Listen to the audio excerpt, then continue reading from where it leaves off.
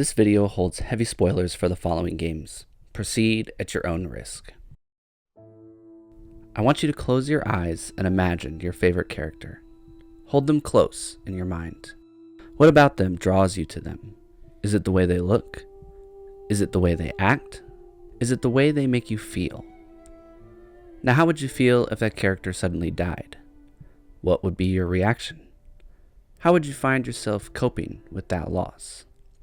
In Final Fantasy VII, you play as a character named Cloud, who is introduced as a no-nonsense soldier, working as a hired mercenary for the group Avalanche. After their initial mission goes awry, Cloud is introduced to a flower peddler named Aerith.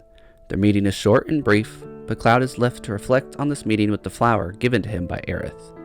A little later in the game, Cloud falls from up top the sector plate into a church. Aerith finds Cloud unconscious in the church, and they team up to help Cloud get back to his group as Aerith's bodyguard. We find out more about Aerith and who she is, and she joins the group Avalanche to help stop Shinra and Sephiroth and learn more about where she came from. As the story progresses, we reach the Forgotten Capital, where Aerith has gone to try and stop Sephiroth and his plans. When we arrive, though, we are too late, as Sephiroth plunges his sword into Aerith, killing her and a core member of our team.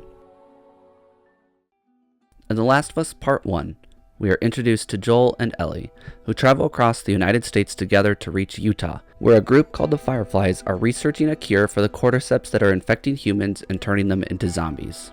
Ellie is immune to the cordyceps, and they believe she could be the answer to a cure. After Part 1 ends and Joel has slaughtered most of the Fireflies to save Ellie, we arrive at Part 2. In the beginning section of the game, we meet a character named Abby who is searching for Joel. When she meets him, she ambushes him and ends up killing him for his acts he committed on the Fireflies. In Clair Obscur Expedition 33, we meet Gustave, a character who has lost his love and is fighting to save his people of Lumiere on a mission to stop the Paintress. He joins up with his other friends he can find after the expedition was unexpectedly destroyed by Renoir. When he comes face to face with Renoir once more, he refuses to follow the promise he made with Maëlle to run. He passes, trying to save his friends from the destruction he saw on the beach. We'll touch on these characters more later, because each of these characters left a lasting impression on the players who played these games. They died unfairly. Too soon. It left players with an aching hole where these characters once stood. And while these characters aren't real, they can still leave you feeling sad, distraught, and grief following these characters' deaths. Let us find out why we have such big feelings for characters we can't interact with, for characters that, with all due respect, shouldn't make us feel anything, and yet we find ourselves missing them over the course of our lives. Why we have grief for fictional characters. Now, grief is different for each person, cannot be easily defined for each one person. Everyone experiences grief differently. How close were you to this person? What are the circumstances around this loss? How integrated into your life was this person? There are many factors that can define and change the way you grieve and process this grief that you have. The dictionary gives this definition of grief: a keen mental suffering or distress over affliction or loss, a sharp sorrow or painful regret.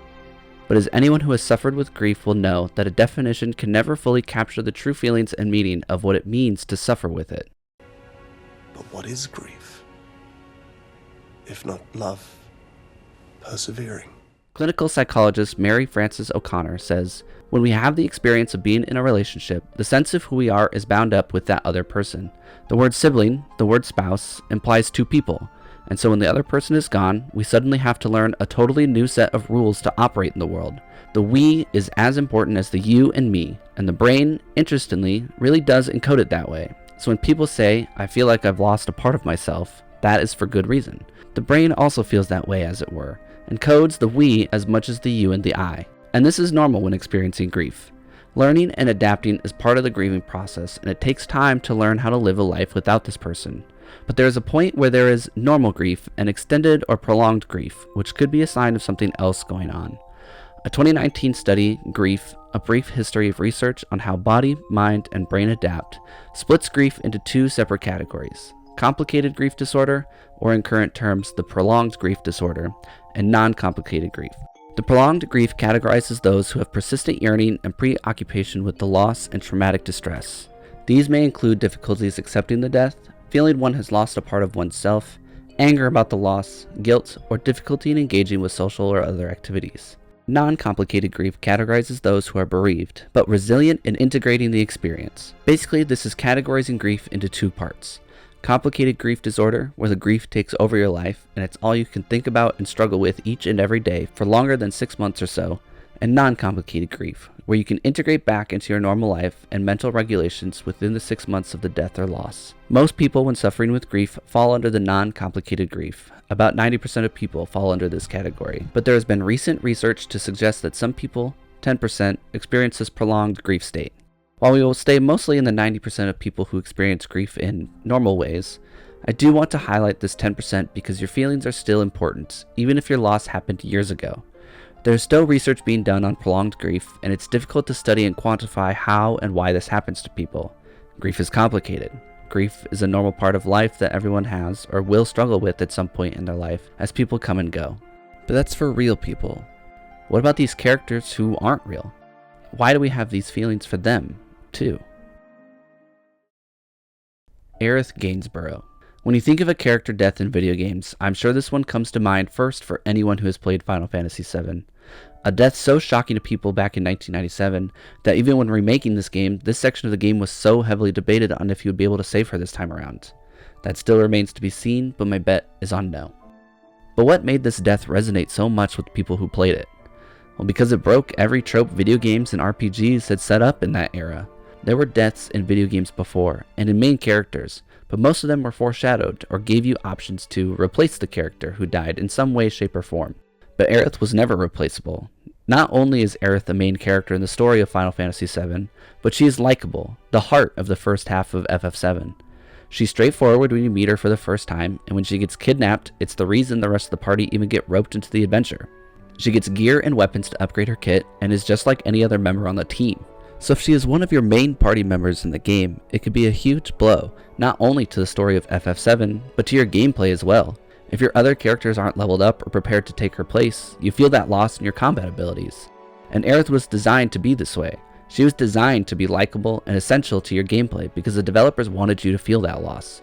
Director Yoshinori Kitase has stated, "In the real world, things are very different. You just need to look around you. Nobody wants to die that way. People die of disease and accidents. Death comes suddenly and there is no notion of good or bad. It leaves not a dramatic feeling but great emptiness. When you lose someone you loved very much, you feel this big empty space and think, if I had known this was coming, I would have done things differently." These are the feelings I wanted to arouse in the players with Aerith's death relatively early in the game. Feelings of reality and not Hollywood. They wanted players to reflect on the weight of life and loss in their own lives, while also striving to make it a part of the core themes of Final Fantasy VII. Aerith's character was always designed to make you miss her, and it makes the second half of FF7 that much more meaningful on your quest to stop Sephiroth. Let's compare Aerith's character to another character that is not so pure of heart or designed to be likable. Joel Miller is much more complicated in terms of good and bad. While Joel usually has good intentions in his actions, the way he goes about them can be questionable at best. But people still latched onto this character, and I think a lot of it has to do with his relationship with Ellie. And I believe 'cause I can see, Joel is experiencing grief as well, over the loss of his daughter Sarah, who passed the night the outbreak began. It's why he's hesitant to take Ellie to the Fireflies and doesn't want to build a relationship with Ellie. But he still does. You get to watch both Joel and Ellie come together and work together through many tough and difficult situations, and they bond. They come to understand one another, and while they have their differences, they come to care for one another, which is why the ending of The Last of Us Part 1 is so meaningful. Joel goes on a mass killing spree, killing anyone who tries to stop him, even if those are the only people who can make a cure for the cordyceps outbreak, because he can't lose another daughter in his eyes. He saves her, and then lies to her so that she doesn't go looking into the truth, and they can live their happy lives. But as most things do when you make a decision as harsh as this one, it comes back to bite him. Joel's death is emotional for a lot of reasons. One, we've learned that Joel and Ellie's relationship has been a little icy recently, because as you find out later in the game, she's been learning the truth of what he did. 2, because this new character Abby betrayed his trust after helping her escape the infected and intends to kill him the long way.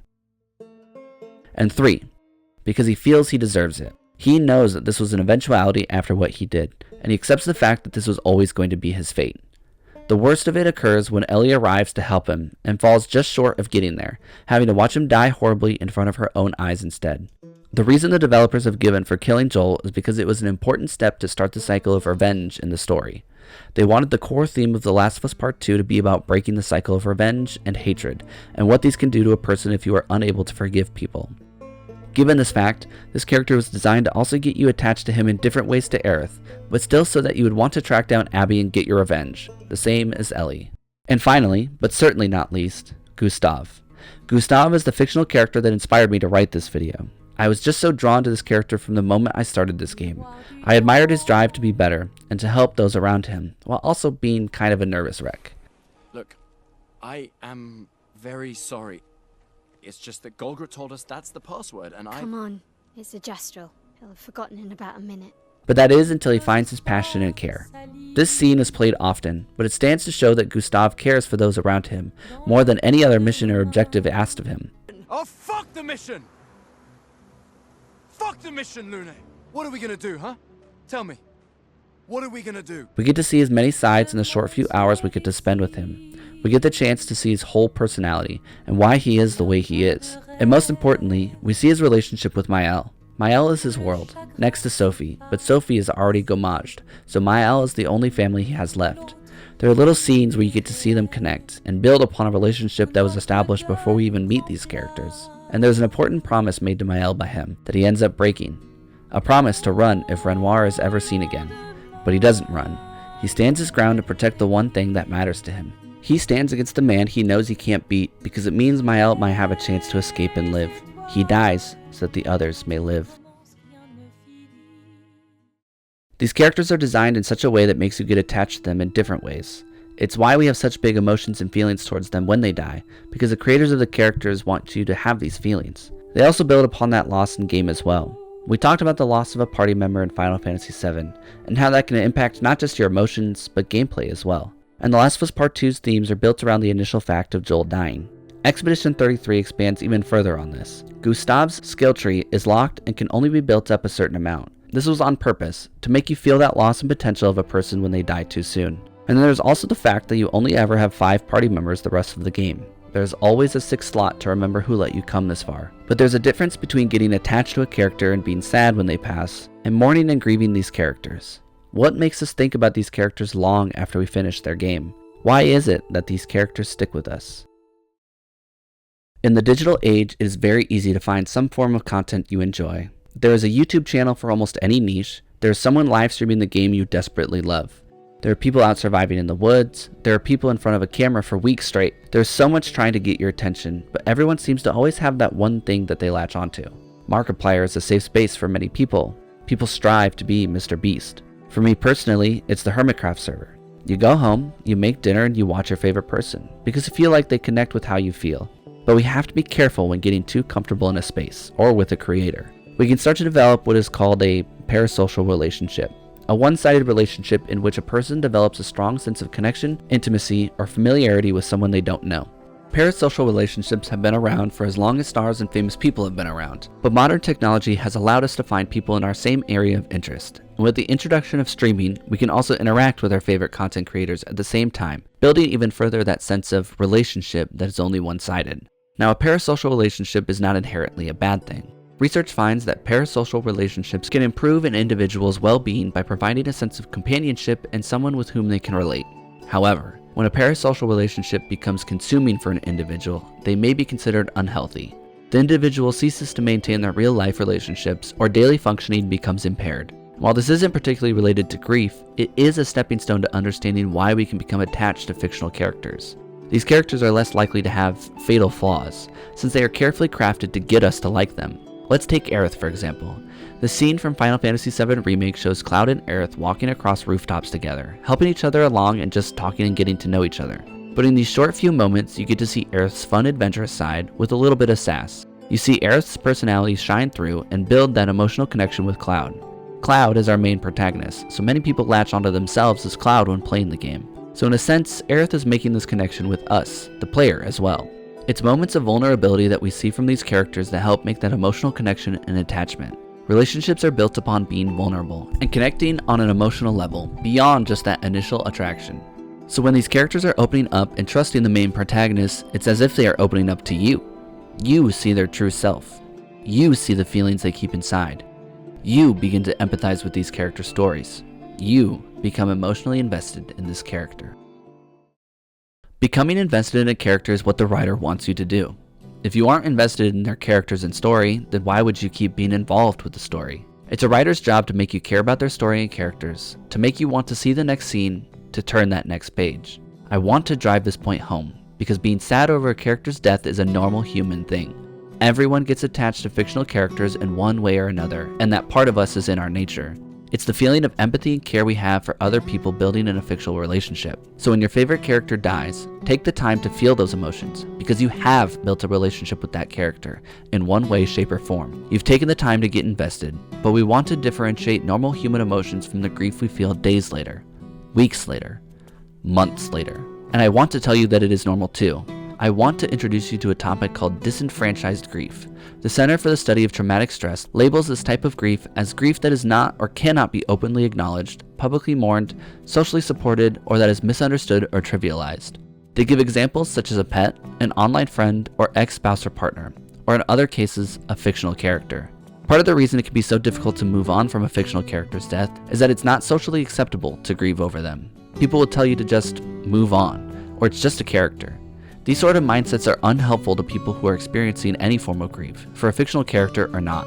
It's important to remember that everyone deals with grief differently. Each person has their own way to cope with their loss and how they handle themselves moving forward. Something that can help us move forward when these characters are gone is that the other characters are grieving too. I mean, Ellie goes on a whole murder spree to avenge Joel. We get to see how these characters react and grieve after their loss, and all of them are able to move forward no matter how hard it is. Having something to strive forward with, either in their memory as something they would want you to do, or because that's how you want to remember them. Most of the characters move forward to avenge and finish the task that those who have passed failed to do. But it doesn't have to be an avenge story. Sometimes it's just finishing a project they are working on, or picking up a skill they would have loved to see you perfect. But it's important that you take it at your own pace, and in your own way. The Center for the Study of Traumatic Stress provides a few ways to help grieve or help others who are feeling this way, and maybe they can help you process the feelings you are having. Acknowledge the importance of the loss by offering sympathy, learning about, respecting, and participating in mourning rituals with the bereaved. Accept the emotional responses of someone who has suffered a loss rather than judging its appropriateness. Support engagement with community and peer support groups, including through the careful use of technology and social media. Identify those who need professional mental health treatment, especially for those who exhibit intense or long-lasting grief responses that impair daily functioning, and provide referrals as needed. These aren't surefire ways to help you, but they are options available. And on another note, find a group of people who share that same value in that character. You aren't the only one in your fan base who shares that love of the character. Join a Discord server or a local group about the franchise or character, and share those moments that made you feel special and why you care so much. Because the character is never gone, as long as people are there to remember them.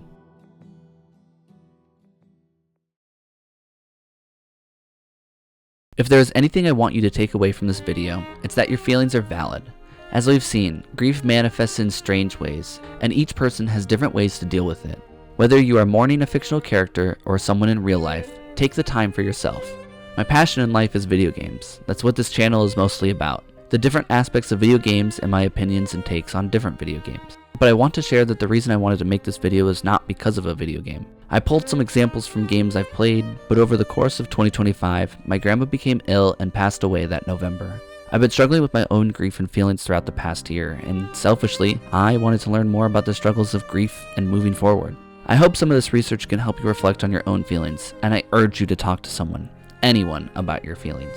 It can be very easy to bottle up your emotions and deal with them some other time, but they will come up at some point, and it's better to take these steps in your healing journey now, rather than when it inevitably bursts from you. These characters help me understand some of my own feelings, and put into words what I normally would not have been able to come to terms with.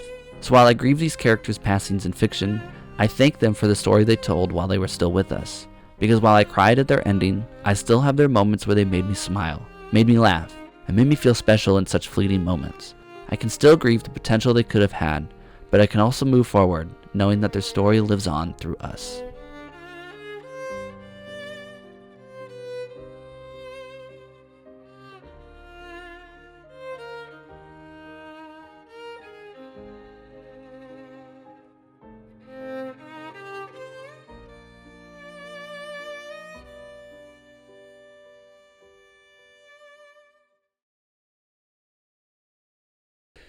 So usually I do these outros in just one take. I finish the video and then I sit down and I reflect on the video and the process and just kind of like my first initial reactions coming out of video, I guess. But this is like my fourth or fifth take at this now, because I don't really know what I want to say or how I want to phrase it, I guess. These are just off the cuff. Hit record, call it a day. This video meant a lot to me. It helped me in my processes and in what I needed to do to move forward. You know, after my grandma's passing in November, I thought it would, be a good way to help anybody else going through what I was going through. That, mine personally was a real life person, but I remember seeing these characters die in these video games, and you would think about them a while later, being like, ah, man, how could that happen to them? And so I wanted to talk about it because I thought it was an interesting topic. But thank you for watching. I really don't know what else to say. Video touched you in any way or has made you realize anything that you needed it change in your life, or even how things have affected your life that you didn't realize was affecting you. I go talk to somebody about it, because genuinely it's one of the best things that you can do to understand that you're not the only ones that have these feelings. So yeah, I don't really have much to say. There's a sneak peek of the next video probably playing right now. I have a tendency to do that, and I can't forget the shameless plug. If you made it this far, I mean, you probably liked the video, so it hit that thumbs up, hit that subscribe button. But yeah, I'll see you in 2 months.